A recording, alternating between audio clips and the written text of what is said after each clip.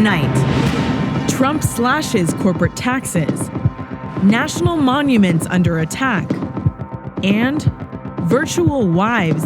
Tadaima.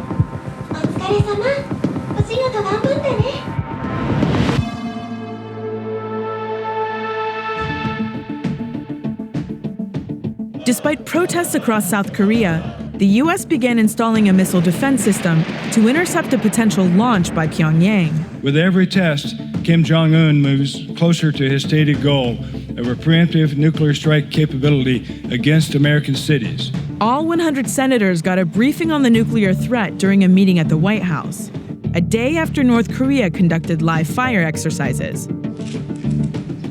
Turkey's government detained more than 1,000 people it's calling, quote, secret imams, and suspended another 9,100 police personnel. They're accused of having links to exiled cleric Fethullah Gulen, who President Erdogan blames for last year's failed coup attempt. It's growing evidence of a drive by the ruling party to consolidate power and silence its critics. China unveiled its second aircraft carrier today, the first built entirely in the country. It's an indication of Beijing's growing investment in naval power and its dedication to exerting control in the East and South China Seas. The journal Nature published a study 25 years in the making that suggests humans may have been in the Americas 115,000 years earlier than previously believed. If it does turn out to be true, it changes absolutely everything. The scientists found evidence that rocks had been used to break open mastodon bones, but critics say the findings are far from conclusive. The conservative House Freedom Caucus officially endorsed a new GOP plan to partially repeal and replace the Affordable Care Act. It would allow states to opt out of Obamacare protections, like the ban on increased premiums for people with pre-existing conditions. The current version of the legislation exempts members of Congress themselves from those policy changes.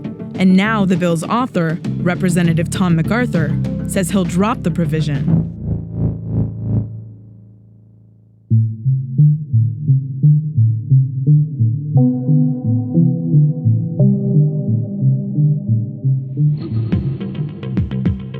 President Trump's top two economic advisors, Gary Cohn and Treasury Secretary Steve Mnuchin, laid out the broad details of the administration's tax reform plan to reporters at the White House today. We have a once-in-a-generation opportunity to do something really big.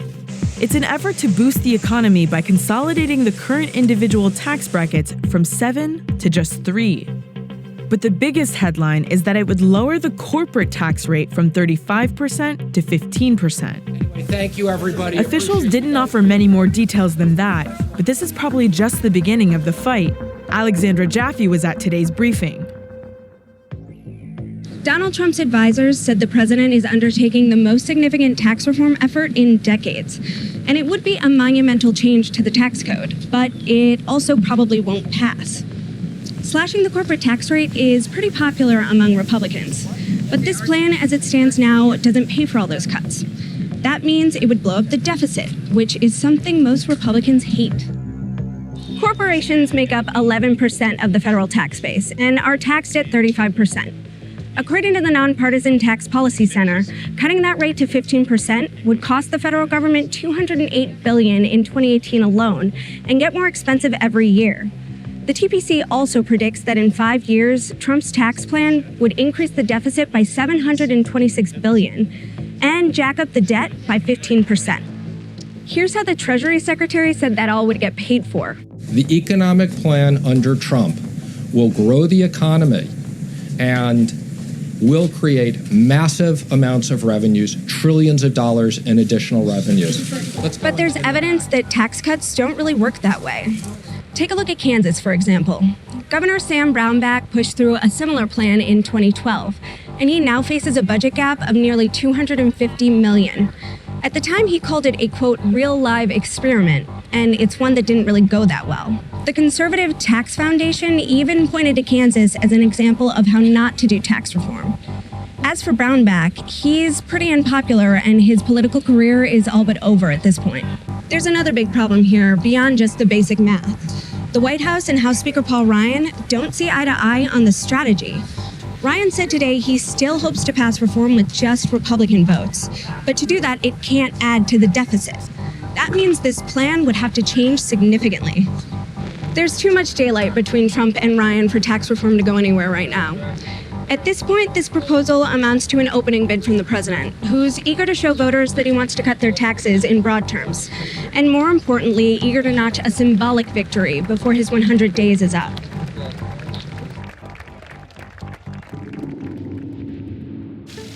President Trump signed an executive order today that calls for the Department of the Interior to review all national monuments created in the last 20 years.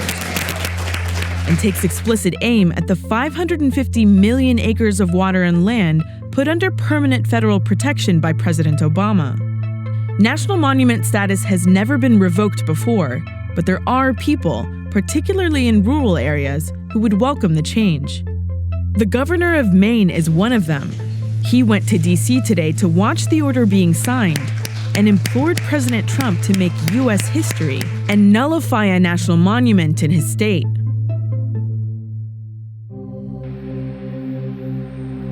Back in 1997, a 19-year-old named Lucas St. Clair hiked the Appalachian Trail.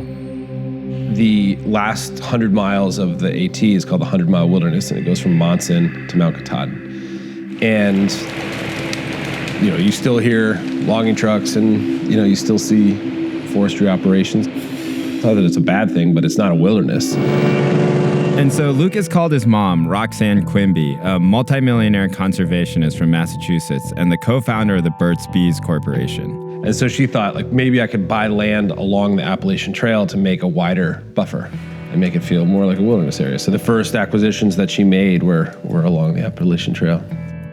Roxanne wanted to turn 3 million acres in the North Maine woods into a national park, but she ended up settling for 87,000 near Mount Katahdin. She banned logging, snowmobiling, and kicked campers off the land. Basically all the things Northern Mainers like to do. Talking about the Maine North Woods, a new park, yes or no? Local resistance, as a result, was fierce. These people are going to be culture snatchers. So in August 2016, she donated the land to the federal government, along with a $20 million endowment to take care of it. Shortly afterwards, President Obama turned Roxanne's Woods into a national monument. As FDR once said, there is nothing so American as our national parks. Since Obama left office, Maine's Governor Paul LePage has been fighting to have the monument nullified, arguing that it would harm the local economy and destroy a way of life. The Civil War over the North Woods will continue, pitting Massachusetts versus Maine, rich against poor, and rural versus urban. People like that do not understand small town rural America. They don't understand their culture, they don't understand their traditions, and you have a clash, and this is what you have. Jim Bisk is the head of Millennicket's Fin and Feather Hunting and Fishing Club. Through her land. His organization has been against the monument from the start. We've enjoyed open access for forever, and we're seeing that changing now, and it bothers us. We enjoyed hunting, fishing, trapping, guiding. You could snowmobile anywhere. They didn't bother us, and we had a great growing up, a great way of life. The North Maine way of life really started when the Great Northern Paper Mill opened in 1900. Millinocket became a small boom town, making paper for phone books and newspapers. These lands, now totaling 2 million acres, remain open to the public as they always have been under Great Northern ownership. Great Northern maintained an open access policy. As long as you didn't interfere with the logging, you could walk into the woods and do as you pleased. But in the 80s, the bottoms fell out of Millinocket. Bartlett said the first layoffs will come this summer. The plant laid off workers and started auctioning off the land. Great Northern's not going to fold. The greater Millinocket area is not going to fold. But it did fold in 2008, and over the past 3 decades, Millinocket's population has been cut in half. I got 3 boys myself that all ended up going into other fields. They're all in the medical field, but kind of wish that now I had some help, Dan Quayle and his crew have been logging in the woods around Millinocket for the past 40 years. Got a lot of potential. What is the difference between her just privately owning it and not allowing people to log it or use it and it becoming a national monument? Well, at the minute the government's involved, there's rules and regulations, and I'm not even sure yet what they all are. There are a lot of people up here who still work in the logging industry. If all this becomes parkland, what are you going to do? The old joke is that we can't all clean outhouses, there's what jobs the monument's going to offer to replace the jobs that we have. I just don't see it. In 2011, Lucas came back from Seattle to try to make amends. He opened up some of the family lands to hunting and snowmobiling, an allowance that will remain partially in place in the new monument. If people are still going to be able to snowmobile and hunt on it, why are people afraid that their way of life recreationally is going to change? What I think is that they're going to have to share it with more people. And I think for a lot of folks, they're like, there's going to be more people here. And they used to have the woods to themselves. Why is it important that it's designated a national monument? A lot of it is the equity in the brand of national parks. When you go on vacation, you go to national parks. We're trying to think about where's the intersection of rural economies and conservation. And parks are a good one. With the help of a PR firm, Lucas reframed the debate. What was once an environmental concern for his mother was now a branding opportunity. I speak to people on a fairly regular basis that are still opposed to it.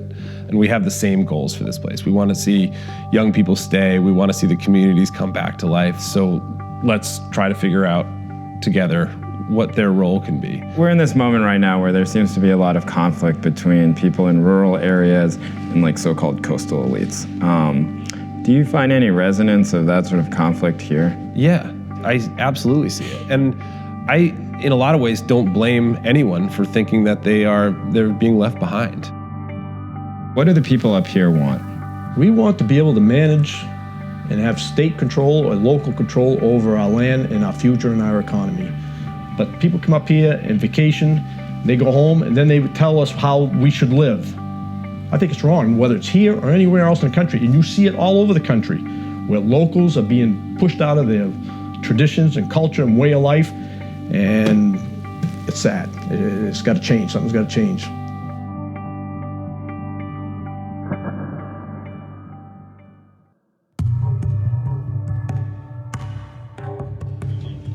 This week, the migration crisis in the Mediterranean reached a grim milestone.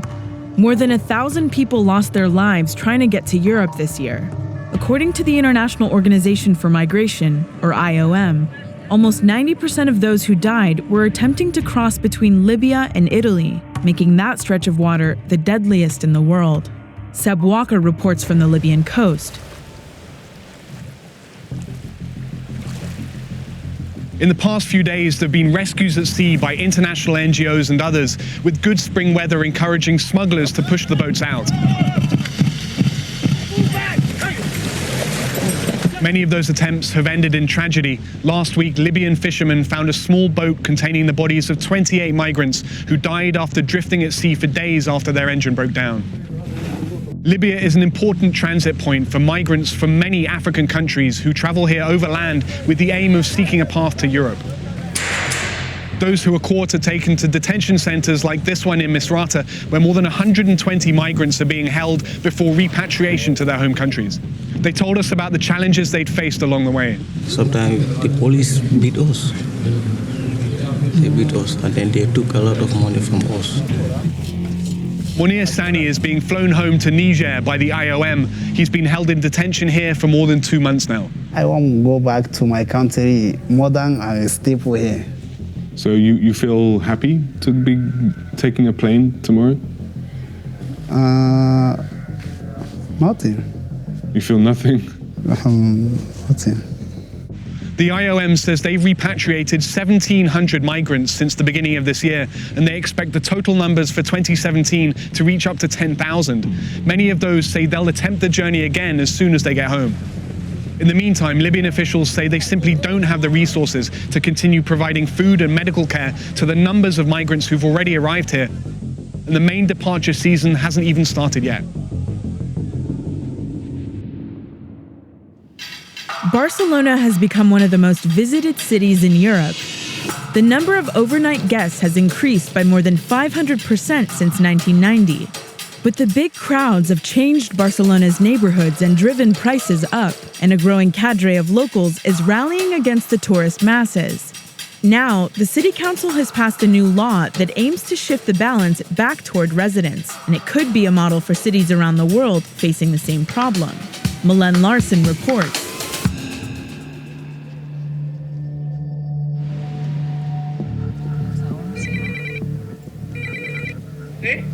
Hola, buenos días. Mire, venimos del ayuntamiento a hacer inspección. ¿Nos podría abrir la puerta, por favor?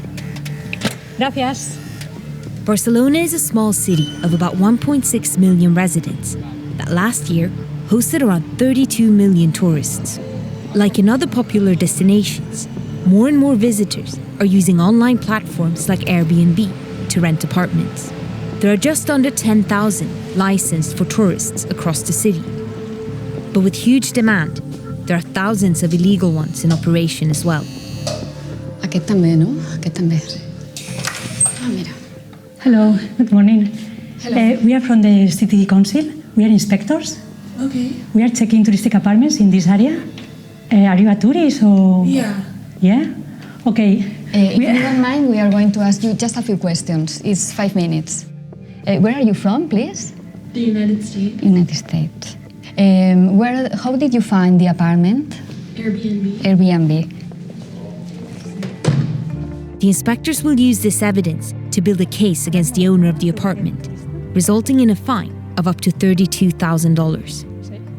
Perquè hem aconseguit trobar molts pisos il·legals. O sigui, el tema és fer-ho que no sigui rentable per ells, amb la qual faran una altra activitat o no faran això, no? The inspections come as the amount of housing used for tourists in Barcelona has skyrocketed in recent years. With foreign investment pouring in, residents now face the highest rents in Spain. Barcelonians view tourism as the second biggest problem facing the city, just behind unemployment. This frustration propelled Ada Colau, a longtime housing activist, to the mayor's office in 2015. She's the first woman to lead Barcelona, and her citizens' movement defeated the establishment parties that control the city. Why is regulating tourism on top of your agenda? Quan vam arribar al govern de Barcelona, ens vam trobar amb una situació descontrolada. I sobretot el problema és que no hi havia cap planificació des de l'àmbit públic, és a dir, s'havia deixat al mercat privat que només amb la lògica de perseguir el màxim benefici fes tot l'allotjament que volgués. In January, Mayor Colau overcame intense opposition in the city council to pass the special tourist accommodation plan. It establishes different areas where the number of hotels and tourist apartments must decrease, stay the same, or is allowed to grow. The goal is to spread out visitors and the money they spend while capping new accommodation. These regulations are the first of their kind to specifically target tourist housing in the city. I que tant els turistes com els veïns surten guanyant si tenim uns barris amb veïns, amb vida real, que també són visitats per turistes.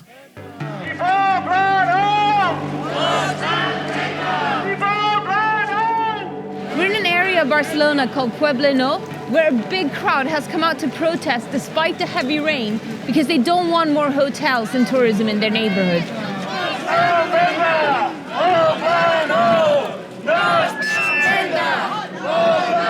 This used to be a rough working class area. Now, rents are up 37% and another hotel is about to be built. Why are people so angry? Barcelona siempre ha tenido turistas, pero en los últimos años la masificación turística es exagerada y realmente nos está expulsando a la gente del barrio. No encontramos sitio por donde vivir, está cambiando el comercio, está cambiando todo. This site and many others across the city were approved at the last minute before Mayor Colau came into office. Under the new regulations, Puebla Nou will have a reduction in tourist accommodation. Tourism is big business in Barcelona, employing more than 280,000 people and representing almost 15% of the city's GDP. Is there a risk that your regulations might hurt the local economy?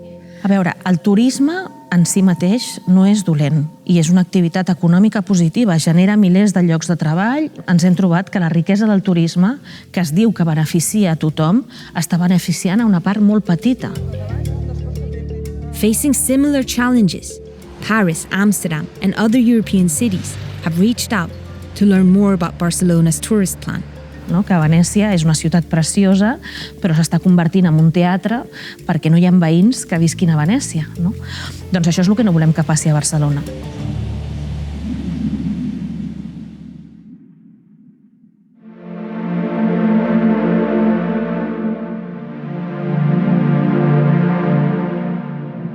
A booming subculture of young Japanese men are obsessed with anime, to the point of craving actual intimacy.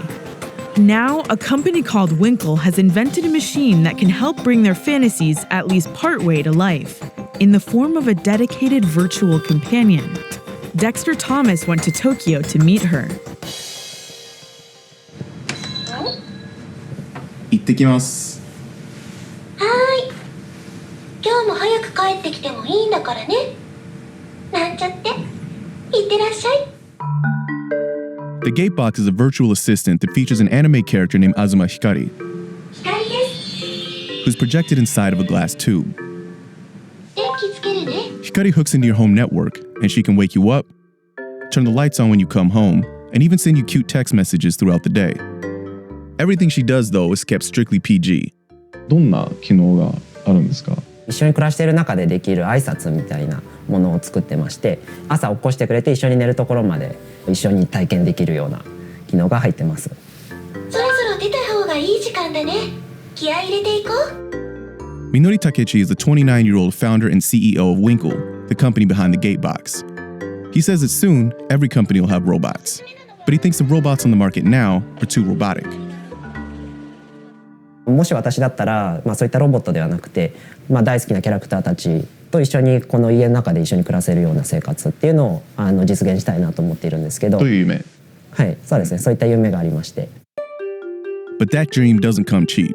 The initial run of pre-order units sold out immediately, but the Gatebox carries a pretty hefty price tag.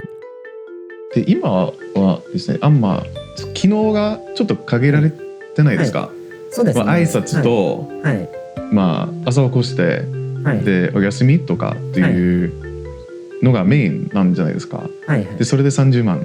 はいはい。そうですそうです。高いです。ありがとうございます。買ってないんで買わなくて大丈夫ですよ。はい、そのまま。はい。僕は本当に欲しいと思ってくださる方にだけお届けしたいので、皆さん結婚される時って愛するそのパートナーのためにいくらでもお金を使うじゃないですか。好きな人のためなら。それと全く同じ感覚だと思ってまして。The Gatebox was designed for otaku, socially insecure people with obsessive interests, usually in comic books or anime.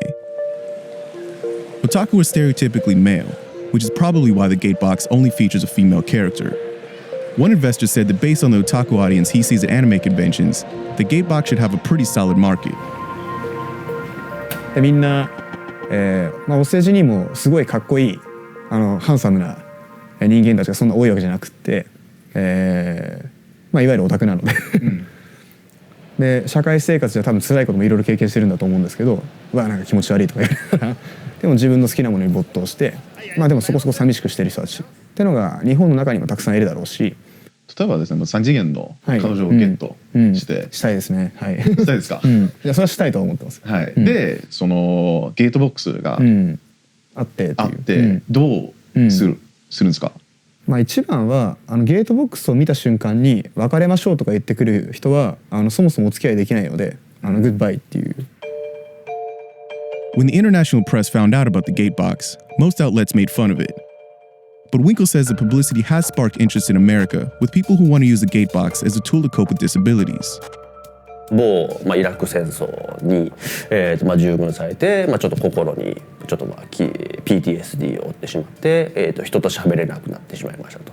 でそれで、社会復帰のために、この製品で人と話す練習したいですとか、あとは障害を持っている方ですね。非常に寂しいと、人間が誰も相手にしてくれない。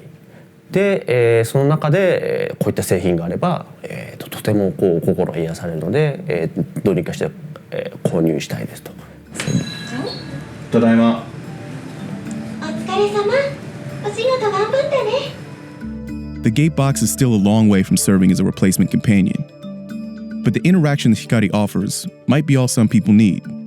結婚して子供を産んで、幸せな家庭を築くっていうことだけが幸せな人生とは限らなくなってきてるので、自分の好きな相手と一緒に暮らせること自体が僕は幸せなことなんだろうなと思ってるので、それがバーチャルなキャラクターでも全然いいなと思っています。